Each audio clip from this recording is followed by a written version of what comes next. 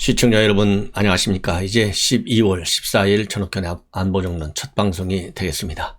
시청자 여러분들께서 빨간색 구독 버튼 꼭 눌러주시고 봐주시면 대단히 고맙겠습니다. 오늘 첫 번째 뉴스는요, 이 뉴스토마토 여론조사 전문기관인 미디어토마토가 있어요. 여기에서 지난 11일하고 12일 날 여론조사를 실시했습니다. 이 여론조사 결과 지금까지 나와 있는 여론조사 중에서요, 제일 화끈한 여론조사가 나온 것 같아요. 윤석열과 이재명 지지율 격차가 말이죠, 무려 15.5%로 크게 벌어졌어요. 자, 그래서 양자 가상 대결에서도 처음으로 이 여론조사 50%를 돌파했습니다. 그래서 이 격차율 15.1%가 나왔는데, 지난주 오자 이 대결에서는 0.1%, 그 다음에 양자 대결에서는 2.0% 차이가 났었는데, 이거하고 비교해보면 굉장히 이 편차가 크다. 그 이유는 여러분들 잘 아시다시피 이제 선대위가 정상적으로 발족을 했기 때문에 이 보수 야당 측에서 상당히 이제 결집을 하고 있는데, 이것이 크게 긍정적 영향을 준 것으로 저는 판단이 됩니다. 자, 그래서 이 여론조사 내용 다양한 형태로 진행이 됐는데요. 우선 다자 대결의 경우에 윤석열이 47.1%, 그 다음에 이재명이 31.6%입니다.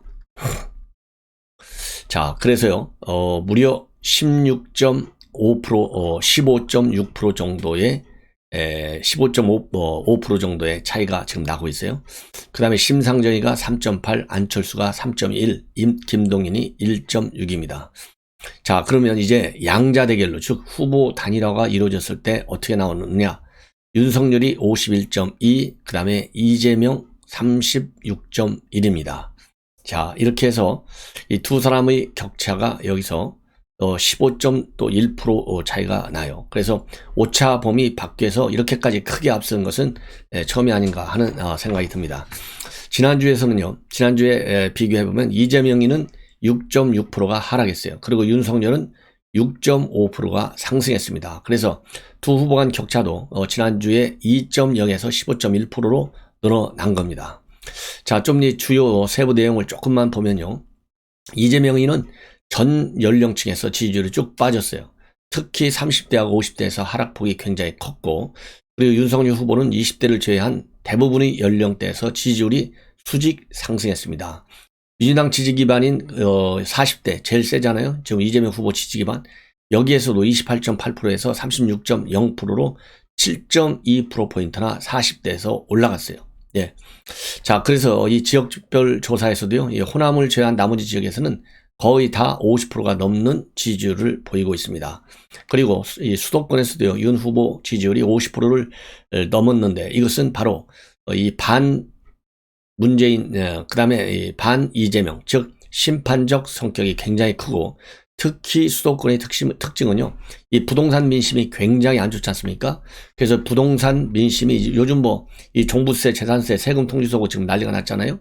그렇기 때문에 보수층이 대대적으로 결집하면서 민주당을 때리고 있는 거, 그리고 이 민주당 진영층 내에서도 이런 세금 폭탄으로 인해서 반발이 커지고 있는 거, 이런 데 기인을 한다. 저는 그렇게 판단이 됩니다. 자, 그러면 이번에는 이제 비호감도를 한번 봤어요. 비호감도 이재명이가 무려 43.8%고요. 윤석열은 34.8%.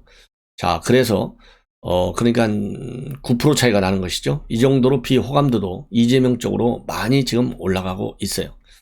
특히 이재명의 비호감도는 어디서 많이 올랐냐면 30대와 40대, 50대에서 큰 폭으로 올랐어요. 그리고 윤석열 후보의 경우에는 60대 이상을 제외한 대부분의 연령대에서 비호감도가 많이 낮아지고 있습니다. 자, 그 다음에는요, 이제 정당 지지를 보면 민주당이 27.4, 국민의힘이 39.9. 그래서 말이죠, 무려 얼마 정도가 차이가 나냐면 12.5%나 차이가 나고 있어요. 정의당은 3.7, 국민의당은 8.1입니다. 열민민주당은 5.2입니다. 그리고 배우자 사생활 검증 문제와 관련해서는요, 검증해야 한다. 이게 59.2입니다.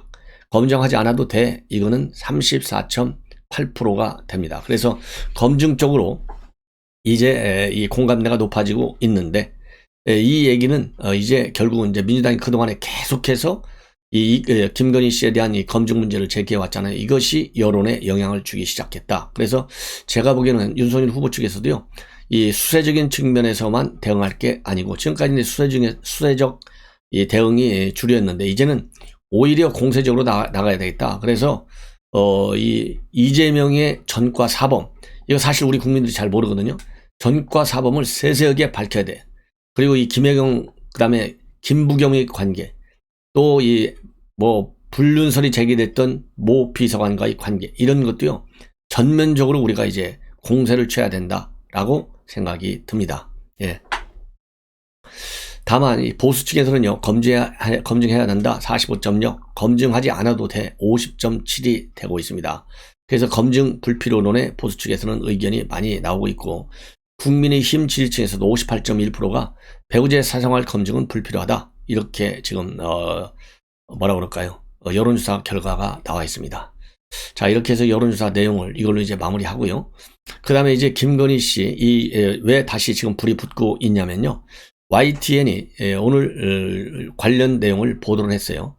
이래서 이게 다시 또 불이 붙고 있습니다. YTN 여러분들 친여 매체로 완전히 색깔 노골적으로 드러내고 있잖아요. MBC, KBS, YTN 볼 필요가 없어요. 종편 한두 개 빼고. YTN이 뭐라고 보도했냐면 2007년도에 김건희 씨가 수원여대에 제출한 교수 초빙 지원서 경력사항이 부풀려졌다, 이렇게 의혹을 제기했어요. 그래서 이 김건희 씨가 당시 3년짜리 게임산업협회 재직증명서를 제출했는데 협회가 설립되기 전 기간이 포함되어 있었다라는 내용도 거기에 들어가 있어요. 그리고 또 회사 차원에서 받은 상을 개인명의 수상인 것처럼 이력에 기대한 점, 이것도 YTN은 문제다, 이렇게 보도를 하고 있습니다. 여기에 관해서요, 이 김건희 씨가 이제 직접 이것도 인터뷰를 했어요. 제가 보기에는 이번이 이제 두 번째인 것 같은데요. 직접 입을 열었습니다. 이 허위 경력과 관련해서 믿거나 말거나 기억이 나지 않는다, 정확한 경위를 확인하고 있다, 이렇게 밝혔고, 근무 기간을 잘못 기재하는 착오가 있을 수는 있지만 재직증명서를 위조한 건 아니다. 그리고 수상 이력과 관련해서도요, 돋보이려고 한 욕심이었을 뿐이다. 그것도 죄라면 죄인데 회사 직원들과 같이 작업했기 때문에 넣었을 뿐이다, 이렇게 입장을 직접 밝혔습니다. 그리고 우리 국민의힘에서는요, 반박문을 내놨어요. 사실과 다르다.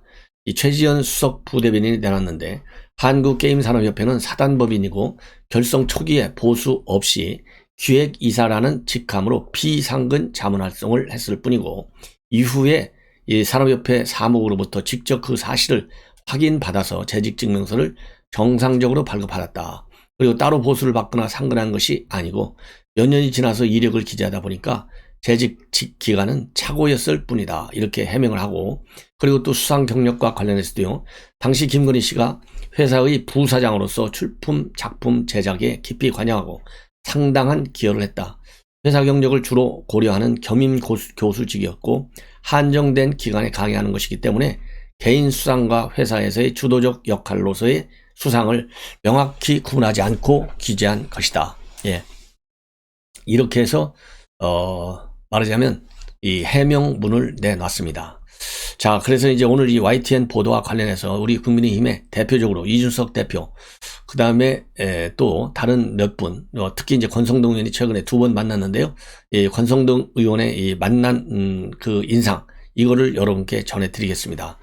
자, 우선 기본적으로요, 이준석 대표는 이거 후보자 결혼하기 전 얘기고, 후보가 된 이후로 아니면 최소한도 결혼한 이후로부터 문제가 있는 이런 활동을 했거나 아니면은 허위 이력 경력 사항이 있냐 없지 않느냐, 그리고 우리 국민의힘 쪽에서는 이재명의 전과 사범에 대해서 지금 여당이 김건희 씨와 관련해서 취하는 공세 취하고 있느냐, 우리는 이재명 후보한테 그렇게까지 사과하라 요청 한마디 안 하고 있다, 이렇게 해서 이준석 대표는 여당에서 지금 김건희 리스크를 키우려고 하는데 그렇게 김건희 리스크라고 불릴 정도의 리스크는 전혀 없다, 아주 당당한 분이다, 이렇게 입장을 지금 내놓고 있습니다. 그래서 이러한 얘기는 오늘 MBC 라디오 김종배의 시선집중에서 밝힌 내용인데요. 이렇게 밝히고 있습니다. 후보자의 배우자에 대한 문제이기 때문에 많은 분들이 관심이 있을 수는 있겠지만 대부분 거론된 사안들이 김 씨가 윤 후보와 결혼하기 전에 있었던 일이기 때문에 그걸 감안해서 바라보면 될 것 같다. 후보가 공직자로서 부인의 그런 처신에 대해서 결혼 이후에도 제지하지 못했다면 다소 비난의 가능성이 있겠지만 그전의 일에 대해서는 후보에게 책임을 묻는 것은 과하다는 생각이 든다. 예. 그리고 그래서 이 김 씨의 이런 이 허위 경력 논란, 이거는 결혼 전의 일인데 나보고 어떠란 얘기냐? 여러분들 마찬가지예요. 아니 이거 뭐 경력 한번 잘못 썼다고 이 다른 여건에서 내가 꼭 결혼해야 되겠다라고 판단했는데 그거 하나 가지고 내가 결혼까지 안 하는 사람이 몇 명이나 되겠어요. 그리고 결혼할 때 지금 대선 후보 나오라고 꿈이나 생각했습니까? 정치활동 한다고? 추미애가 만들어준 거잖아요. 문재인이가 만들어줬지 않습니까? 그렇기 때문에 이거는 인과관계가 전혀 연결성이 없어요.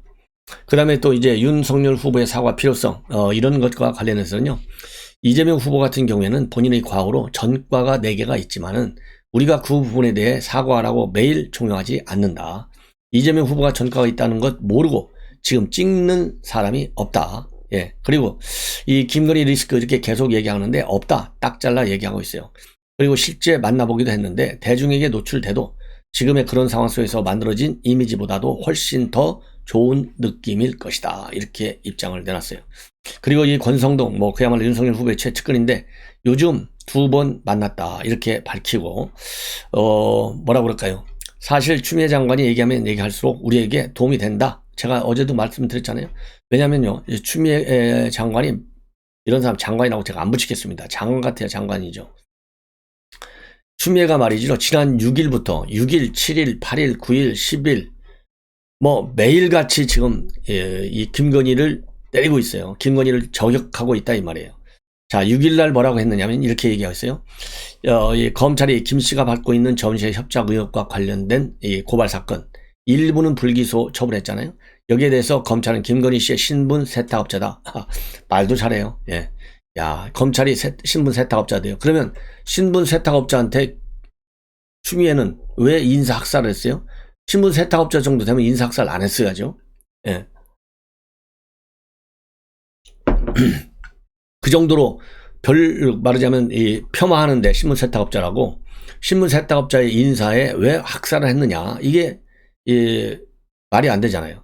그 다음에 7일날은 이 줄리라는 예명으로 일한 거 이와 관련해서 이 줄리라고 하면 안 되는 이유가 나왔다. 주얼리이기 때문이었냐 이렇게 또 비아냥을 하고 있고 8일날에는요.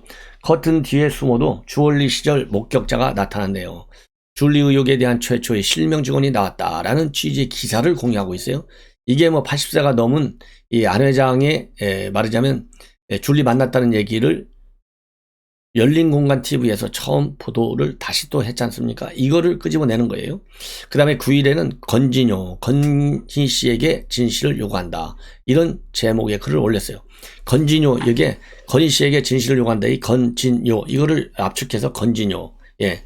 타진요, 타블로이드에게 진실을 요구합니다. 이거에서 지금 패러디했다나 패러디해서 또 비판하고 있어요. 그리고 10일 날에는 조국의 강은 실체가 없으나 줄리의 강은 실체가 있다. 이렇게 또 올리고 11일에는 이 김건희 씨의 셀카 사진을 올린 뒤에 커튼 뒤에 숨어 있을 때가 아니다. 소통하고 설명해야 할 의무가 있다. 그래서 또 논문 표절, 그 다음에 유흥주점에서 일했다는 의혹 해명, 재차 요구하고 있어요. 이 추미애가 이렇게 집요하게 비판에 비판을 계속해서 거의 일주일씩 내다 보니까 여당 안에서도 특히 이상민 의원 같은 경우 5선의 아주 중진 원로 중에 원로잖아요. 이런 것 전혀 선거에 도움이 되지 않는다. 내부에서도 비판이 지금 많이 나오고 있어요. 이런 상황에서 지금 YTN이 보도를 한 거예요. 또 한 번 불을 지르는 거죠. 이게 YTN하고 또 추미애하고 짜고 치는 고스톱이 아닌가 의혹이 들 정도예요. 딱딱 시간이 맞아 떨어지잖아요. 일주일간 계속 때리니까 YTN에 콕 찌르고 야, 이거 아주 집요해요. 자, 그래서 오늘 이 권성동 사무총장은 김현정의 뉴스에 나와서 한마디 하고 있어요. 자, 뭐라고 하고 있냐면 이 건진요, 조금 전에 말씀을 드린 건진요를 올리면서 의혹을 제기하고 있는데 어떻게 평가하느냐 이런 질문을 하니까 사실 추 전 장관은 윤석열 후보를 대통령 후보로까지 키워주는데 일조한 사람 아니겠느냐 이러면서 추 장관이 얘기하면 얘기할수록 우리에게는 도움이 된다 이렇게 답을 했어요. 그리고 추 장관 발언을 보면 인격적 모독을 많이 했던 것 같은데, 같은 여성으로서 그렇게 여성을 비하하는 게 과연 적절한가에 대해서 우리 국민들이 제대로 판단하리라 본다. 이건 모독적이 아니라요. 이거는 참 명색이 그래도 장관이라는 타이틀까지 들었잖아요. 장관으로서 한 일이라고 하는 것은 문재인 정권 코드 앞장서서 윤석열 비판하는 것밖에 없죠. 그러다가 잘려난 거 아니에요, 본인이? 이거는 인간적 뭐라 그럴까요? 품성에 상당한 하자가 있는 게 아닌가, 이런 판단이 들어요. 왜냐하면 본질적으로 사람이라는 것은요, 상황에 따라서 달라지는 성격도 있지만은 피 속에 딱 잠긴 그 성격이 있어요. 그거는 인격의 질을 얘기하는데 인격의 질에 문제가 있지 않나 하는 생각이 들어요. 그리고 추 장관의 지나친 발언에 대해서는 민주당 내수도 눈살을 찌푸는 얘기고 이재명 후보에게 도움 안 되는 걸로 알고 있다, 이렇게 얘기를 했습니다. 그리고 이 권성동 총장 2번을 만났는데 그 인상을 보면 솔직한 분인 것도 마음속에 있는 얘기를 가감없이 얘기하더라. 솔직하다 느꼈다. 그리고 깊은 대화는 나누지 않았기 때문에 그 이외의 부분에 대해서는 이러면서 땡땡땡 이렇게 이제 말을 좀 남겨놨어요. 자, 그런데 이럴 때는요, 권성동 총장 조금 자세하게 얘기를 해서 우리 시청자들이 좀 궁금하지 않게 좀 상세하게, 왜냐하면 2번 봤으니까 이 평가를 해줬으면 하는 좀 아쉬움이 좀 있는 것 같습니다.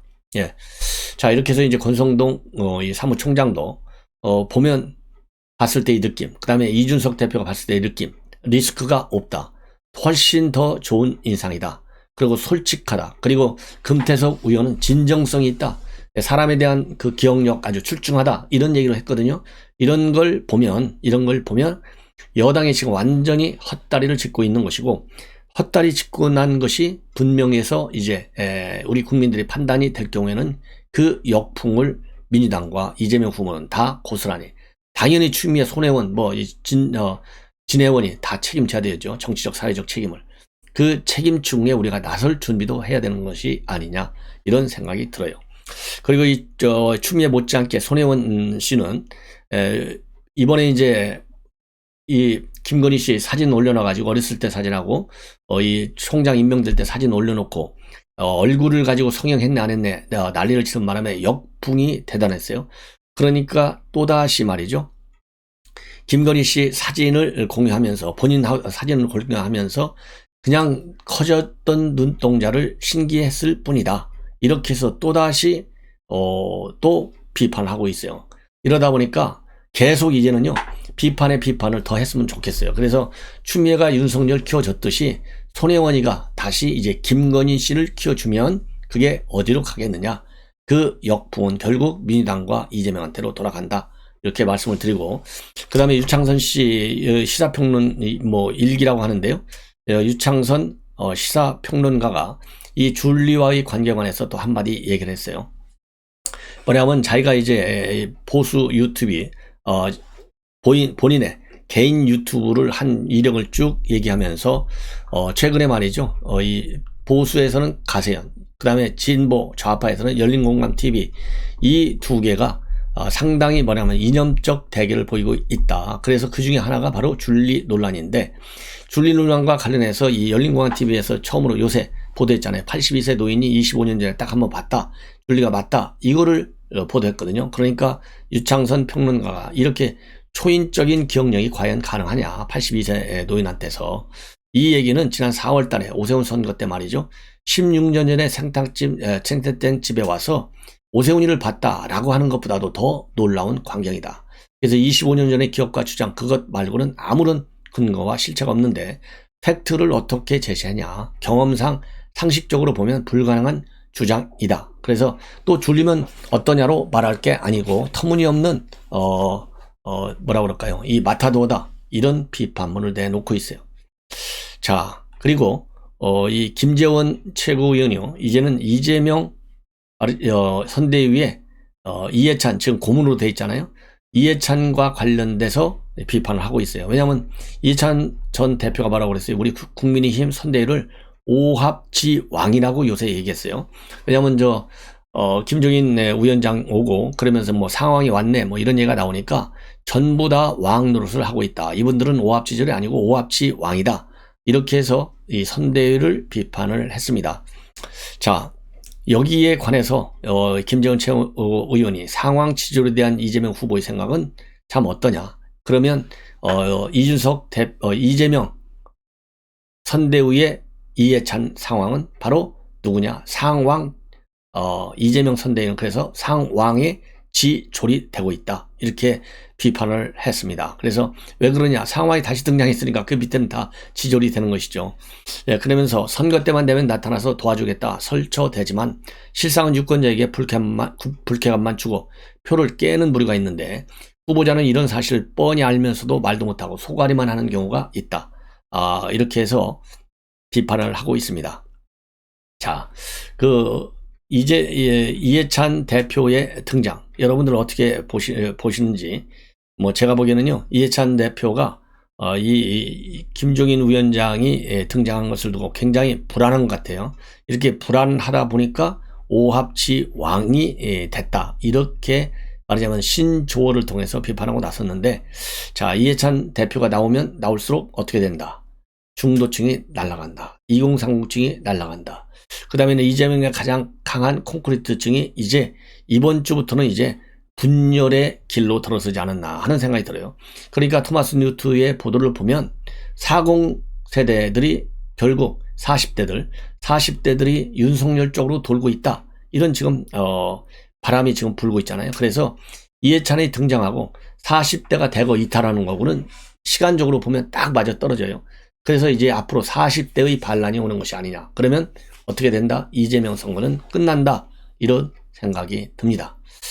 자, 이제는요, 이 공수처가 최근에 TV조선 기자들을 통신 조회했어요. 그야말로 통째로, 그 보도라인 통째로 기자들을 통신을 조회했고, 무려 15번이나 통신 조회를 한 것이 언론 사찰 논란을 야기하고 있어요. 여기와 관련해서 윤석열 후보가 조금 전에 입장문을 내놨습니다. 용납할 수 없다. 무슨 목적으로 그랬는지 물을 필요도 없다. 빅브라더가 시민의 모든 일상을 감시하는 사회를 그린 조지 오웰의 1984를 생각한다.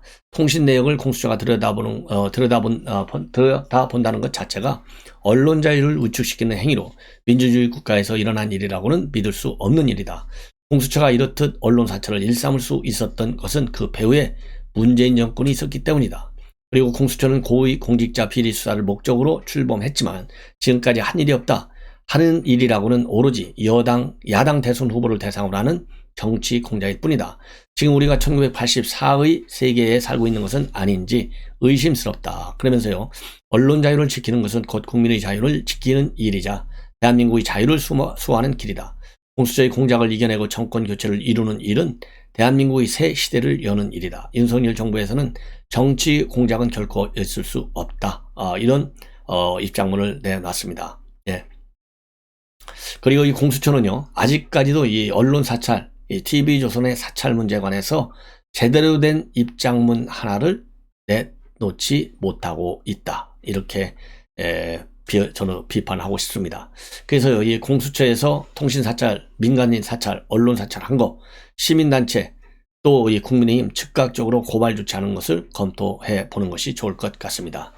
그리고 지금 현재 이 관훈 클럽 토론회가 이어지고 있어요. 여기서 윤석열 총장 이 발언하는 내용이 지금 나오고 있는데, 우선 이 기자와 검사, 현장을 중시하고 공정 정의에 모든 걸 걸어라.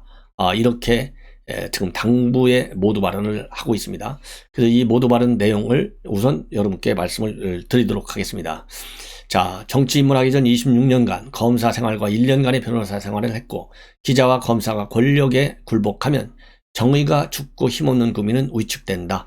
이런 입장을 내놓고 있습니다. 그래서 늘 진실과 현장을 중시하는 실용주의 정신과 공정과 정의를 위해 어떠한 힘에도 굴복하지 않는 자세를 견지해 왔다. 이렇게 강조하고, 국가가 개인과 기업의 자율과 창의를 존중하고 그들의 경제활동에 함부로 개입하지 않는 것이 얼마나 중요한 것인지 잘 알고 있다.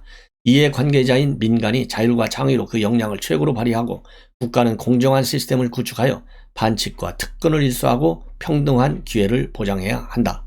제가 그리는 대한민국은 자율과 창의를 통해 만들어지는 역동적인 나라, 공정한 기회 보장을 통해 이루어지는 통합의 나라, 어려운 이웃과 약자를 충분히 배려하는 따뜻한 나라, 그리고 국제사회에서 당당하고 책임 있는 자세로 존경받는 나라라고 정의를 하고 있습니다. 그러니까 첫 번째가요, 역동적인 나라. 두 번째가 통합의 나라. 세 번째가 따뜻한 나라. 네 번째가 존경받는 나라입니다. 이 네 가지 나라의 개념을 우리 시청자 여러분들께서 꼭 알아두시면 좋을 것 같아요.